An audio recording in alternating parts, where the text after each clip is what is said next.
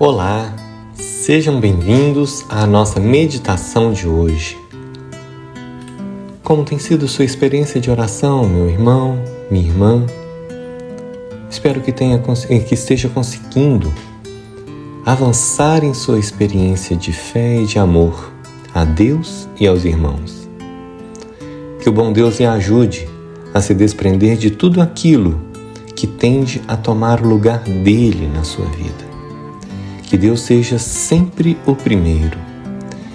Que seu amor pelo Senhor venha antes de tudo e de todos. É na profunda experiência de amar a Deus sobre todas as coisas que aprendemos a amar profundamente e puramente o próximo e toda a criação. Pois passamos a amar não mais por nós mesmos, mas através de Deus. Passamos a amar as pessoas, através de Deus. É por Ele, é nele, é com Ele que amamos puramente. Amém. Maldito o homem que confia em outro homem, que da carne faz o seu apoio e cujo coração vive distante do Senhor. O homem soberbo, satisfeito consigo mesmo e fechado a Deus, até indiferente a Ele, não pode ser alvo das bênçãos divinas. Jeremias o compara a uma árvore plantada em lugares secos do deserto, estéril e infecunda. Pode ser que prospere e desfrute a vida por muitos anos, mas chegará o momento em que sua grandeza ruirá e sua glória se converterá em pranto. O rico da parábola evangélica de Lucas 16, que banqueteia luxuosamente enquanto o pobre Lázaro geme à sua porta, o representa com exatidão.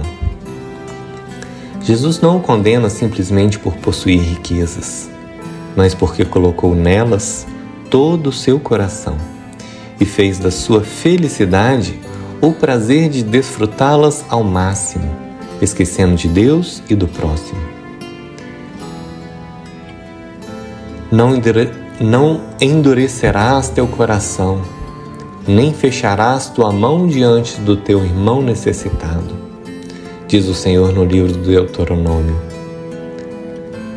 No entanto, esse homem, desprezando Deus, também despreza a sua lei e não demonstra nenhuma piedade para com o mendigo que espera em vão por migalhas que caiam de sua mesa.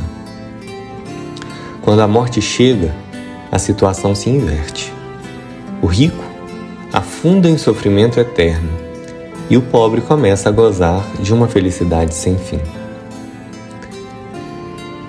Essa parábola, meus irmãos e irmãs, é um comentário prático sobre as bem-aventuranças dos pobres, dos famintos e dos que choram, pois deles é o reino de Deus, pois serão saciados e rirão. E também dos ais. Lembra daqueles ais que Cristo pronuncia contra os que agora gozam? Ai de vós, os ricos, porque já recebestes vosso consolo. Ai de vós, que agora estáis fartos, porque tereis fome. Ai de vós, que agora rides, porque sofrerão aflição e pranto. Em outra ocasião, Jesus disse que era muito difícil para os ricos se salvarem. Com frequência, a riqueza gera soberba, levando à falta de piedade para com Deus e à dureza de coração para com o próximo. É raro encontrar um rico humilde. Apenas aquele que, compreendendo a vaidade dos bens materiais, fundamenta sua vida em Deus e se considera administrador dos bens que a providência lhe confiou para compartilhar com os irmãos necessitados. Entendam bem, meus irmãos e irmãs, o problema não é ter bens. O problema é tê-los e fazer deles o seu Deus. E não se enganem, é muito fácil colocar a nossa segurança, a segurança de nossa vida, nos bens passageiros e fazer deles o nosso Deus. Por outro lado, não é a pobreza por si só que salva Lázaro, mas a forma como ele aceita com humildade e paciência, confiando sempre em Deus. Bem-aventurado o homem que confia no Senhor. A pobreza material torna-se um meio de salvação quando está unida à pobreza de espírito, à humildade do coração. O pobre soberbo, que se rebela contra Deus e contra a sociedade, que alimenta ressentimentos e tenta fugir da pobreza por meios injustos e violentos, não pode ser identificado com os pobres a quem pertence o reino dos céus.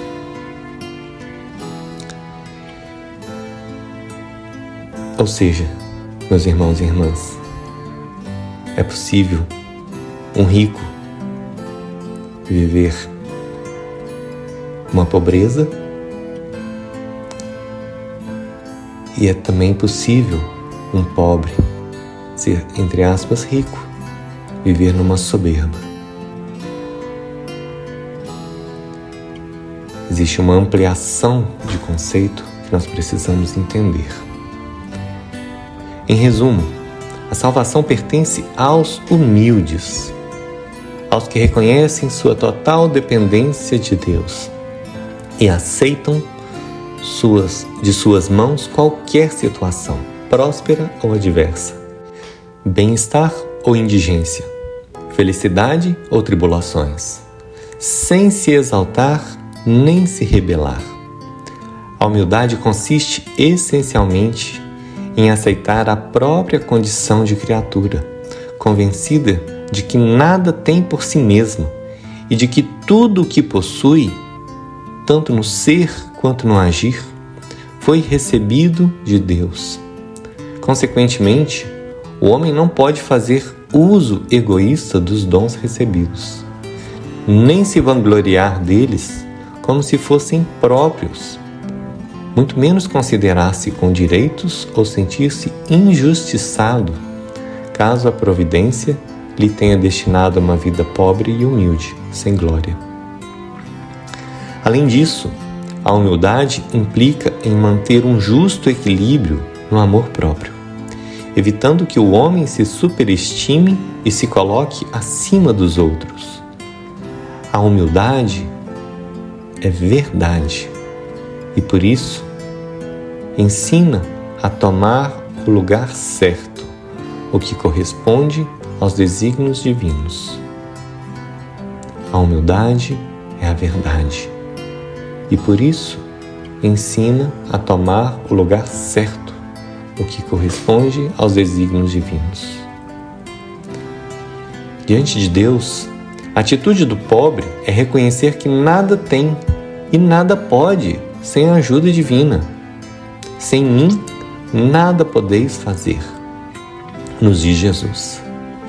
E São Paulo ainda comenta: pois é Deus quem opera em vós, tanto o querer como o agir, segundo a sua boa vontade. Trata-se, pois, de estar sempre de mãos vazias diante do bom Deus, de quem tudo recebe e para quem tudo se direciona. É ter em Deus, com Deus e para Deus. Trata-se de ser pobre, mas um pobre confiante plenamente em Deus, ciente de ser amado por Deus como filho e de poder confiar sempre no seu socorro. Diante do próximo, a atitude do pobre é estar aberto às necessidades alheias, ser generoso ao compartilhar seus bens, seu tempo e tudo mais que lhe tenha sido dado, mais disposto a servir do que a ser servido. Dito isso, convém ouvirmos novamente a palavra proferida pelo profeta Jeremias. Maldito quem confia no homem e busca sua força na carne, afastando seu coração do Senhor. Será como um espinheiro no deserto. Não verá chegar o bem. Habitará terras áridas, salobras e inóspitas. Bendito quem confia no Senhor e faz do Senhor sua segurança. Será como uma árvore plantada junto às águas, que estende suas raízes para a corrente. Quando vier o calor, não o temerá. Sua folhagem permanecerá verde. Em tempo de seca, não se inquietará, nem deixará de dar frutos. Nada há de mais generoso e doentio que o coração. Quem poderá entendê-lo? Tu, Senhor, sondas o coração e examinas as entranhas para dar a cada um segundo sua conduta e conforme o fruto de suas obras. Jeremias 17, de 5 a 10. Meus queridos irmãos e irmãs, sejamos pobres, ainda que tenhamos bens. E se os temos, vivamos como se não os tivéssemos. Nada realmente nos pertence, nem mesmo nossa vida. Tudo o que temos, tudo o que somos, pertence a Deus e ao seu reino deve servir. Vivamos essa pobreza evangélica que nos ensina a confiar unicamente em Deus e em tudo depender do Senhor. Caminhemos, olhos fixos em Jesus. Que Deus te abençoe, em nome do Pai, do Filho e do Espírito Santo. Amém.